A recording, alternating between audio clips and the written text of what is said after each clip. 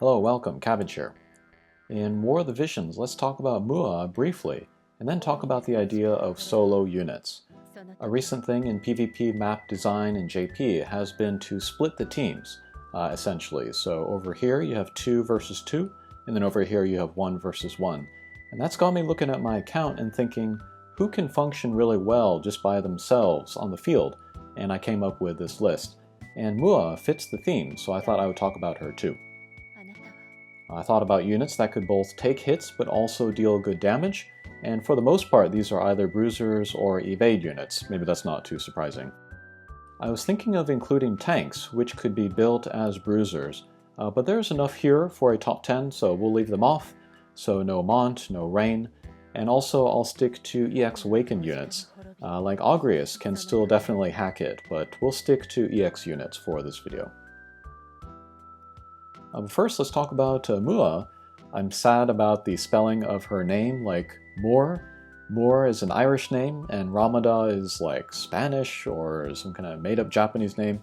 I would rather that they went with like a more transliteral Mua, so that her name was more similar to Ramada, kind of like how Mont, Stern, and Edude are all taken from German. But it's not the end of the world, so we'll just leave it there.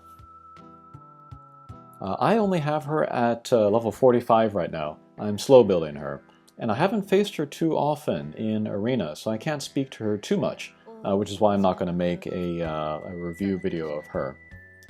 But there is one time I faced her, which is burned into my memory. I attacked her with my super buff Helena, and Helena did like low 3-digit damage, and I was like, what? So all I have to say about her is that she is a near top tier attacker, with the capability to tank magic very well, so I would feel comfortable sending her out alone against magic users in the field. That's situational but very strong, and then she also has one of the best looking limit breaks in the game. Okay, but let's head into my box, and I don't have all of these characters, so maybe we'll have to look at shards or use our imagination. But the first one is Kiston. This is maybe not surprising either. She's kind of the ultimate solo unit, and if she didn't exist, I don't know if I would even be thinking of making this list. But she's super mobile, super evadey, terrific damage, including against tanks using Drain Force, self-sustainability from that Drain Force, and then something underrated, very low reliance on element-specific vision cards. So that makes her easier to pair with other characters of different elements. Of course, she will be slightly better with other Earth units for more buffs, like more HP, but I wouldn't feel constrained about elements when using her at all. Okay, next, I do not have... Let's see if I have the shards. Yep, there they are. It is Yuna. Not much to say here either, but even now in JP, she's one of the most well-rounded units in the game. With her healing, it's natural to think about using her working with other units, but you could certainly send her one-on-one against nearly anyone and do great. Alright, the next is Mudaga. I just made a review of him where I go into more detail, but I would feel great about sending him off alone, as long as there were no magic units around. Oh, and I won't be talking about Zazan, because I don't know enough about him. From what I hear, he sounds like he could be a good solo unit, so that could be a consideration. Okay, next. This is unfortunately not really in global yet, but this is Christmas Mashiti. Another one of those really well-rounded units. Good magic and slash resist to start, and then reflex. Any character with reflex I consider an evade unit. And with the EX Awakening, lots of defense, self buffs. Plus you got jumping, and then her long-range attacks, which will give her protection as well. And then her jump 4 can also help her regroup with her other teammates faster. So you could turn a 2 versus 2, 1 versus 1, into a 3 versus 2, and then you just got the 1 just hanging out there by itself. Alright, next. Again, I do not have the character, but this should not be surprising either. It is Tubi. And she actually might be a lot of players' first experience with a unit that can just run off alone and do her thing. but she has great damage and evade, of course, but also reflex and then barriers, so she can last a long time. And if she has her own vision card, she kind of doesn't really need anything else, which really frees up the rest of your team. And then, very related to her is 9S. He doesn't have a specialized vision card, but he's so good that I don't think he needs it to make him great for him to make this list. But you could give him the Stargazer vision card. That will give him some attack. It will give him an awesome defense break vision ability. And then, like, naturally in his kit, he has a lot of defensive stuff that he would need in a one-on-one fight with like barriers and self-buffs and things.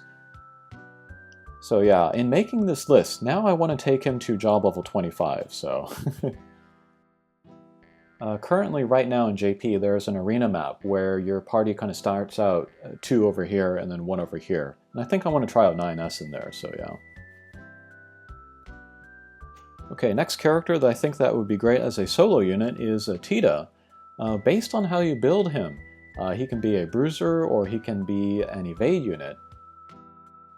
So he's very versatile and he can definitely do damage by himself. Really, really solid unit.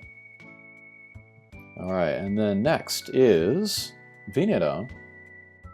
And then her too, if you have her specialized vision card, the Maiden's vision card, which is global only for now, that can really increase both her damage output and her survivability. Kind of make her more viable as a solo unit. But yeah, like all of the other evade units on this list, she can last longer than many other units in a one-on-one situation, if her luck is good, or if the opponent is unprepared, which does happen. Alright, kind of related to her is Rob, and also with his card. But yeah, great evade, great damage. He can definitely work by himself, but if you think about light, there are also nice tanks that you could have over here in order to protect your one other character. So yeah, good synergy there, even if he's far away from the team. And then the last unit on this list, also do not have, but that is Dwayne. Wow, I didn't know I had so many shards of him. But he's my pick for the most well-rounded unit in the game, even more than Yuna. If Yuna didn't have casting times, I would say that she's higher than Dwayne, but I'm gonna nudge Dwayne just in front of her. But yeah, that's how highly I think of him. But great tankiness, great damage. One of the best investments in the game, I would say.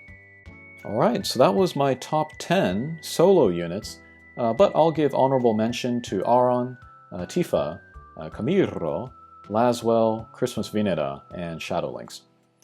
And I think if you don't have at least one of these units really tricked out, I would pick one and start working on it, because it's likely there will be more and more PvP maps and situations where having a strong, self-sufficient unit will be helpful.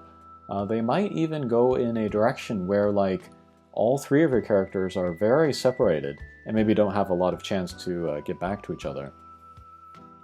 I think Kiton is really nice for global users because you can get and build her with medals.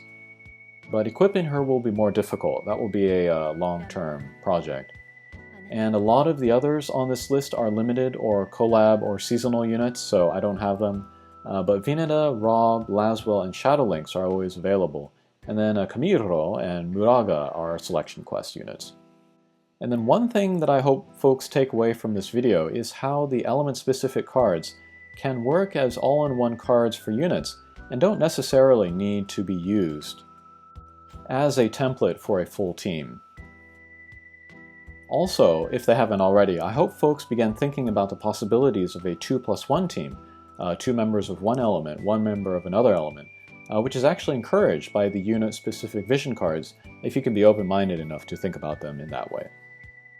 Okay, short little list here. Let me know if I missed anybody. That would be a good candidate for a one-on-one battle, and we'll see you again. Take care.